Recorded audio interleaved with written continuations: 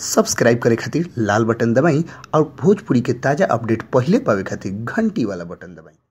छपरा जिला भोजपुरी पर रुआ लोग के बहुत बहुत स्वागत बा। जी हाँ, आज के खबर से हम रुआ लोग के रूबरू करावे जाता नहीं। रुआ लोग के बता दी कि भोजपुरी के सुपर स्टार खेसारी लाल यादव और काजल राघवानी, खेसारी लाल यादव के एल्बम आजकल खूब धूम मचौले बा। जौना एल्बम के नाम हम मच्छरदानी में घुस के। जी हाँ, रुआ लोग के पता हो चाहिए वर्ल्ड वाइड कंपनी से रिकॉर्ड मच्छरदानी में घुस के एल्बम आजकल भोजपुरी इंडस्ट्रीज में सर चढ़ के जालू बिखर रहा बटे। रुआ लोग के बता दी कि खेसारी लाल यादव के ई एल्बम मच्छरदानी में घुस के जल्द रुआ लोग के बीच वीडियो देखे के मिल जाए। जी हाँ, लोग के बताई कि ई वीडियो में अब की कोनो मॉडल नहीं काम करे जा रहा।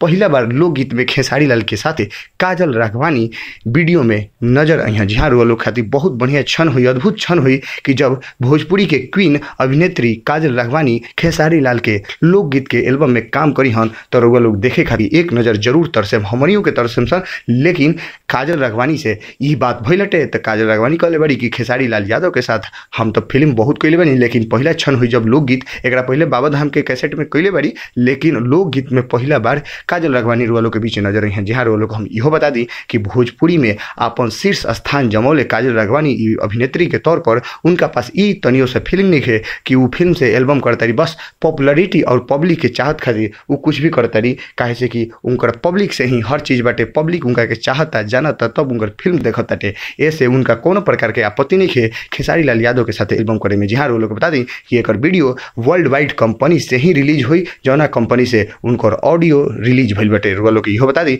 कि एक म्यूजिक बहुत ही जबरदस्त म्यूजिक, एक पहले जौन गाना कैले रहलन उहे कैले बड़े। रुआ लोग के जल्द ही वीडियो ये चीज़ देखे के मिली।